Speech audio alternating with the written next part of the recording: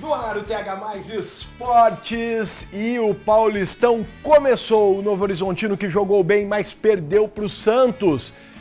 Tem também o Ledo Mirassol que venceu o São Paulo no Maião por 3-0.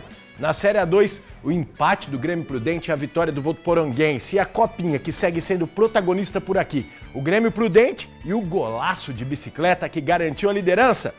Tudo isso e muito mais comigo e com a Denise. Boa tarde, Denise. Boa tarde, Bruno. Boa tarde a todos que estão em casa. Pois é, muito, né? Como você disse, muita coisa recheada, muita coisa pra gente conversar aqui hoje. E tem também uma notícia exclusiva, mas a gente não vai falar agora não, né? Exclusivo sobre a AIA. A Denise tem todos os detalhes, você fica com a gente. Porque TH Mais Esportes está começando. O Mirassol confirmou que a grande campanha do ano passado não foi por acaso, não. Jogando em casa, no Maião, o Leão fez uma estreia de gala no Paulistão 2026 e goleou o São Paulo tricolor por 3-0. Um futebol intenso, organizado, eficiente e que o time ainda resolveu no primeiro tempo.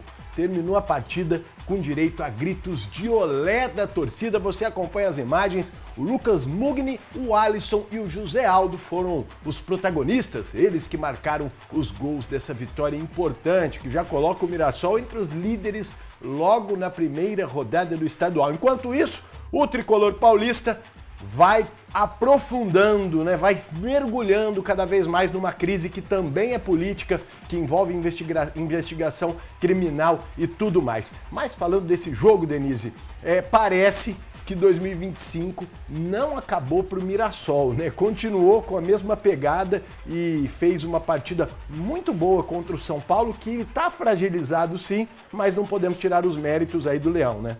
Que primeira rodada, né, Bruno? Era algo que a gente esperava muito, principalmente pelo lado do Mirassol. A gente ficava nessa expectativa, será que o Mirassol será o mesmo? Fará da mesma maneira que terminou 2025? Expectativas foram criadas, muitas vezes os torcedores também segurando a emoção, mas eu posso falar, torcedor de Mirassol, torcedor que gosta do Mirassol da região. As expectativas foram as melhores, elas foram superadas porque o time continua imbatível. Como a gente disse, né, Bruno? O problema maior, quem deveria se preocupar era o São Paulo e de fato foi o que aconteceu. O Mirassol jogando dentro de sua casa, com o apoio da sua torcida, foi fantástico. Fez aquilo que sempre fez, as suas triangulações perfeitas, e mostrando aquele time muito bem treinado pelo Rafael Guanais, surpreendendo assim, deixando, posso dizer, o São Paulo no chinelo. É verdade, Denise. Eu gostei muito do que eu vi da parte do Mirassol e acho que pode se colocar sim como um dos candidatos ao título, não pode? Agora sim. Eu disse na semana passada que eu queria esperar o primeiro jogo.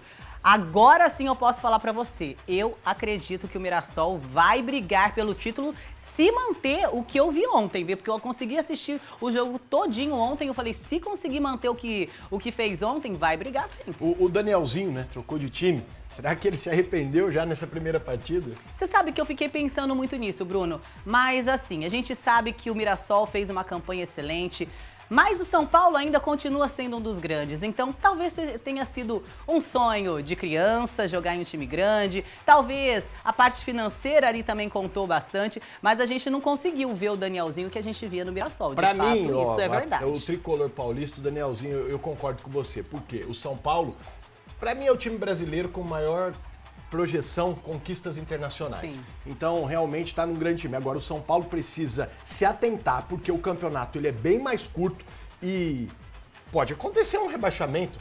E esse ano, com essa mudança, né, da regra, a mudança no formato de competição, tudo pode acontecer. E o São Paulo, dos grandes que a gente viu, foi o único que não trouxe grandes novidades. Pelo contrário, parece que estagnou. Claro, a gente sabe que tem todo aquele problema com a diretoria, mas no caso do Corinthians também teve. E o Corinthians, ele tá tentando dar a volta por cima. Agora, é isso que você disse, se o São Paulo não abrir o olho, corre o risco sim de rebaixamento. O Luciano declarou no final do jogo que vai ser um ano difícil, então achei que é um desânimo muito grande, mas a gente segue acompanhando o São Paulo e também o Mirassol, que tem dado alegria à torcida. Falando em outro time que também dá muita alegria à sua torcida, é o Novo Horizontino, que fez um jogo bonito, competitivo na estreia do Paulistão esse ano, mas acabou derrotado pelo Santos por 2-1 na Vila Belmiro.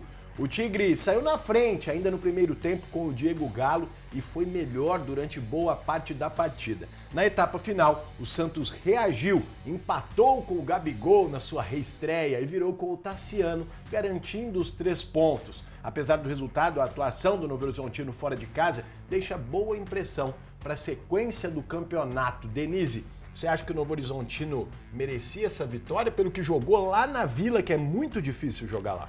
Olha, eu me surpreendi realmente com o Novo Horizontino. Achei que teve mais posse de bola, principalmente ali no primeiro tempo. Conseguiu marcar primeiro. O Santos, por sua vez, fez ele utilizou aquela questão de ser time grande diante da sua casa para conseguir um bom resultado. E eu acho que esse resultado para o Santos foi muito favorável, porque assim, traz moral e traz confiança para o elenco. Tem muita coisa ainda que precisa mudar e melhorar no time santista. A gente já tinha dito que nós gostamos ali das contratações, fez algumas contratações pontuais. O Gabigol fez o papel dele, né? Depois daquela chamada da torcida, acredito que ele falou, não, preciso fazer gol.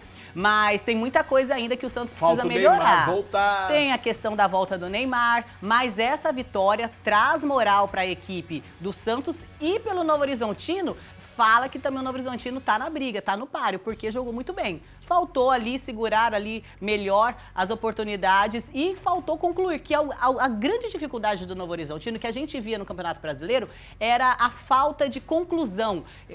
Sempre joga muito bem, mas o gol, de fato, sempre peca, sempre não consegue finalizar, que foi o que faltou pro Novo Horizontino. Vamos ver se ele também acha isso. Vem comigo aqui na 3, que a gente vai ouvir o Anderson Moreira falando sobre essa derrota com um bom futebol apresentado contra o Santos. Vamos ver. A gente está muito triste pelo resultado, mas ao mesmo tempo a gente está assim, com o sentimento de que a gente veio e enfrentou a equipe do Santos sem ser uma equipe que só joga em transição. A gente jogou também, a gente marcou em cima, marcou pressão, tentou criar dificuldades, criamos boas oportunidades. Muito se falou assim que a equipe do Santos só teve uma semana de treinamento e a gente não teve nenhuma semana com todos os atletas. Nós estamos com atletas chegando até hoje, entendeu? Segunda-feira chega mais atletas, chegaram agora na quinta, na sexta. Então, assim, a gente não... Dia 17 apresentaram um pouco os atletas e a gente tentou de todas as formas pegar alguns meninos da base, pegar alguns jogadores que estavam ali à disposição. E a gente foi dando um ritmo para que a gente pudesse ter um elenco bom aí nessa estreia. Falou Anderson Moreira. E agora a gente vai acompanhar os outros gols, né? Tem a vitória do Corinthians contra a Ponte Preta e o Palmeiras, que ganhou da Portuguesa. Vamos ver agora esses gols. Com uma escalação recheada de reservas, o Palmeiras estreou com vitória sobre a Portuguesa por 1-0 no estádio do Canindé. O gol saiu no segundo tempo. Larson acertou um bom passe para Maurício, que entrou na área e tocou de lado para Luiz marcar. 1-0 Palmeiras. O Corinthians estreou com vitória na Neoquímica Arena contra a Ponte Preta. No segundo tempo, Gustavo Henrique de cabeça subiu mais alto que seus marcadores e abriu o placar. Logo após, em uma boa troca de passes pelo meio, Mateuzinho apareceu livre dentro da área, encheu o pé e o volante André desviou para o gol. Nos acréscimos, ainda deu tempo para André Ramalho acertar um belo chute de fora da área e dar números finais ao confronto na Neoquímica Arena.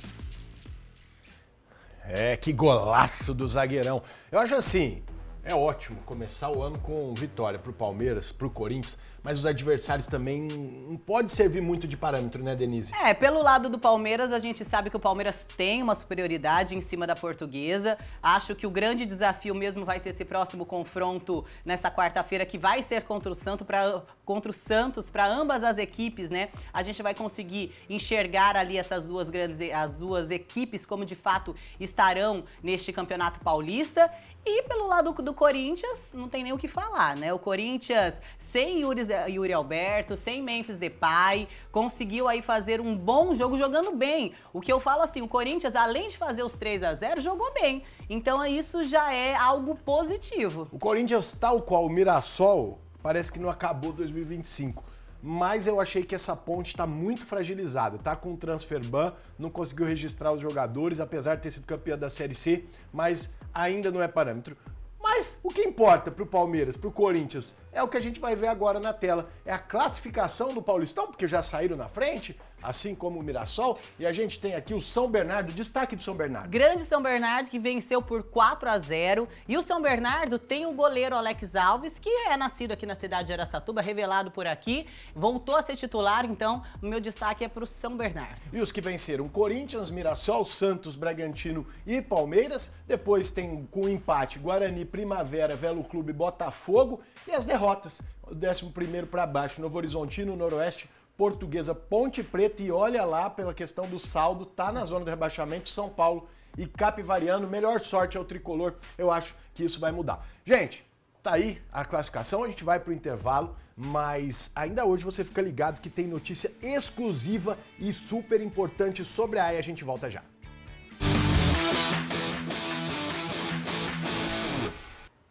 Gente, vamos de recado, sabe por quê? Porque o governo do Brasil está entregando muito para o povo de São Paulo, no interior, na capital e também no litoral. E tem melhoria chegando para todo mundo. Olha, por exemplo, a Via Dutra. Ela está passando por uma tremenda modernização no trecho entre São José dos Campos e Guarulhos. As obras vão deixar a viagem mais segura. Você pode chegar no aeroporto bem mais rápido, o trânsito vai ficar muito melhor para quem usa a rodovia todo dia.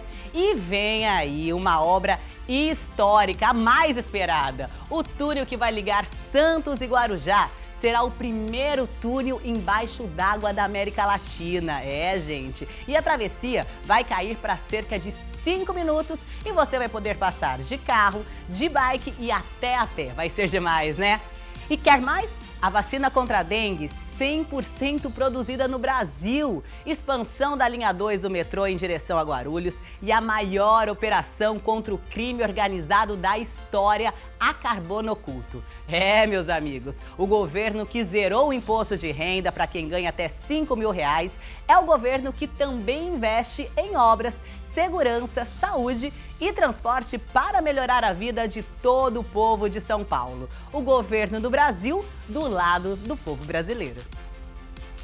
Aí, Denise, e o Grêmio Prudente e o Ituano empataram em 1-1 na estreia da Série A2 do Campeonato Paulista. No Prudentão, o Carcará foi melhor no primeiro tempo e abriu o placar com o Everton Canela de cabeça. Já na etapa final, o Ituano reagiu e buscou um empate com um golaço de Guilherme Xavier. Você acompanha na tela. As duas equipes somam o primeiro ponto na competição e voltam a campo no meio de semana. Então tá aí o Grêmio Prudente, que estreou no Paulistão. Poderia, né, ter vencido em casa, mas é um empate, aquela coisa, né, Denise? Quando você volta aí das férias, ainda demora um pouquinho para engrenar. O Ituano é um grande time também.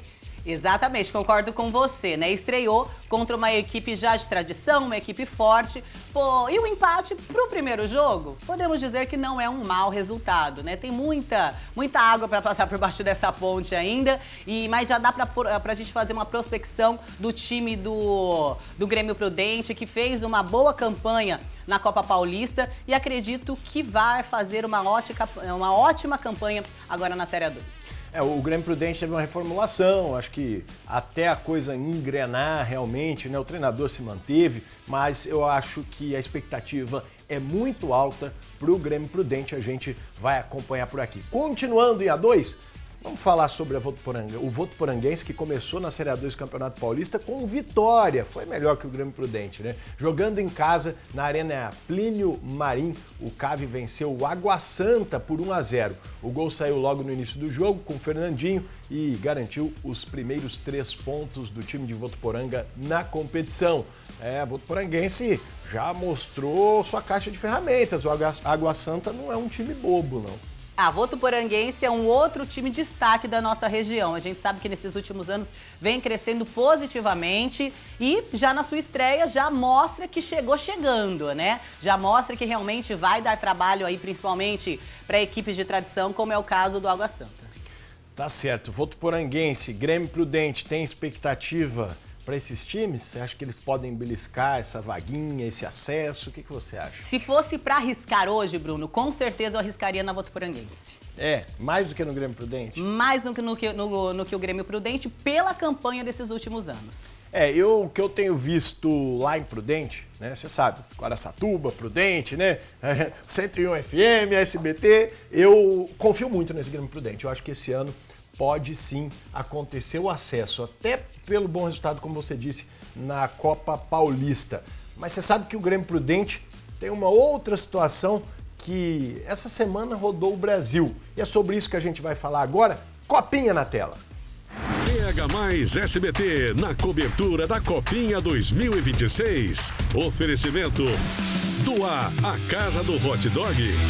E Morelate, distribuidora de peças para caminhões e ônibus. A Copa São Paulo de Futebol Júnior entra agora na fase de mata-mata e a nossa região segue muito bem representada nessa segunda fase. 4 equipes seguem vivas na briga pelo título. Votuporanguense, Mirassol, Grêmio Prudente e Novo Horizontino, que já garantiram a classificação e têm confrontos definidos nessa etapa eliminatória. Por outro lado, ficaram pelo caminho ainda na primeira fase o Santa Fé, Tanabi, Araçatuba e América, que se despediram da Copinha após a fase de grupos. A partir de agora é jogo único. Empate vai para os pênaltis e quem vencer avança rumo ao sonho do título da Copinha, que vai ser decidido no dia 25, Denise. Pois é, né, Bruno? Na verdade, a gente consegue enxergar nesses times da Copinha mais ou menos o que acontece com os times profissionais. A gente vê que a classificação das equipes que ficaram na Copinha é, de fato, equipes que no profissional tem aí uma estrutura melhor, que é o caso do Votuporanguense, o próprio Mirassol, né? São equipes que já tem uma história aí dentro do futebol. Para aqueles que ficaram pelo caminho, a gente sabe que foi tudo novo. O América, por exemplo, voltando, o próprio Araçatuba também, pela primeira vez na história, disputando uma copinha, sendo sede. Então, assim, tem muita coisa ainda para melhorar, muita coisa para acontecer, mas eu gostaria de parabenizar essas equipes da região, Bruno, porque realmente a gente sabe que não é fácil fazer futebol no Brasil, a gente sabe que é muito difícil e quando a gente vê essa cidade se mobilizando, tentando, a gente fica muito feliz e eu tenho certeza que pro ano que vem terão mais equipes ainda participando aí dessa copinha. Eu acho que foi muito legal, né, a galera poder assistir até times de fora, né, Araçatuba recebeu o Atlético Paranaense, em Prudente ótimos públicos na Copinha também, Rio Preto também recebendo e tantas outras cidades importantes da nossa região.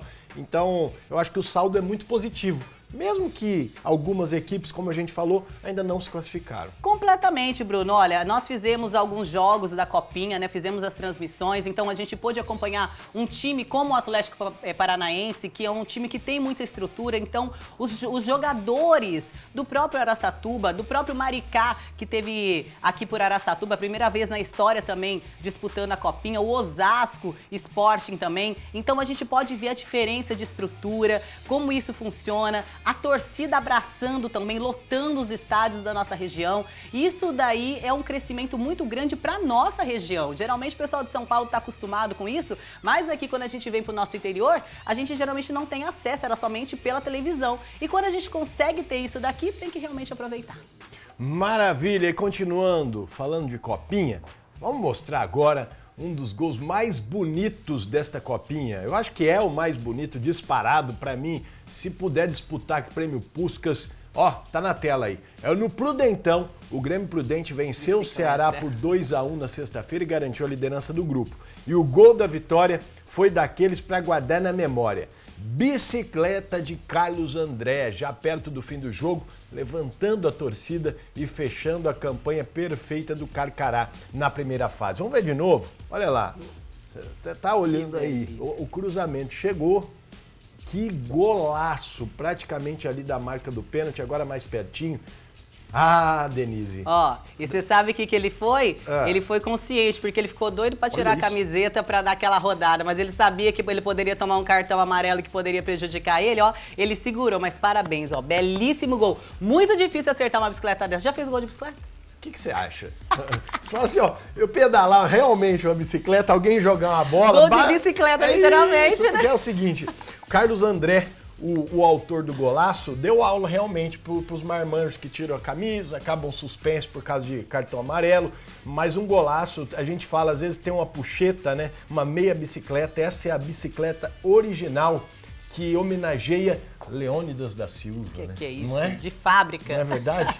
Coisa linda. Bom, eu vou descobrir para vocês aqui se pode disputar o Prêmio Puskás, porque se puder, eu acho que já está no páreo essa bicicleta do Grêmio Prudente e a gente vai acompanhando e, claro, né, torcendo para esses times da região que continuam vivos na Copinha, principalmente, você vê o Grêmio Prudente que ficou 100% nessa campanha. Bom, agora, 1h37, ao vivo aqui no TH Mais Esportes, eu chamo você para uma notícia exclusiva, uma notícia muito importante para o torcedor da AIA, aquele torcedor que tem a nostalgia, né? Como eu mesmo já vi essa AIA ganhar aqui dentro do São Paulo, do Corinthians, do Palmeiras, essa AIA que já deu tantas alegrias e que tem sofrido, né, com dificuldades financeiras. Denise, traga pra gente essa notícia exclusiva, questão AIA e SAF. Bom, Bruno, tá rolando na cidade um zum em relação a uma SAF, uma possível parceria de uma SAF com o time do Araçatuba. E a proposta dessa SAF para a AIA é de fato real, viu, Bruno? Em contato direto com a diretoria da AIA e também com os responsáveis pelo projeto da SAF, ambos confirmaram a existência dessa proposta. O documento foi enviado à diretoria do clube na última terça-feira e agora precisará ser apresentado ao Conselho Deliberativo. A AIA tem o prazo até dia 26 desse mês para dar uma resposta oficial à SAF, informando se há ou não interesse em seguir com esse projeto.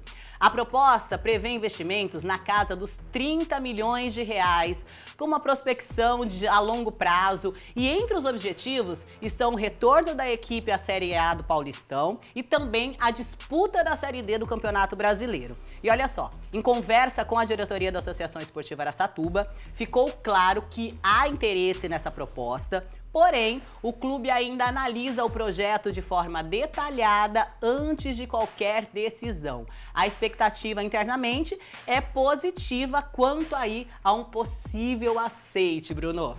Olha, Denise, eu quero dizer para você, primeiro, parabéns por trazer com exclusividade.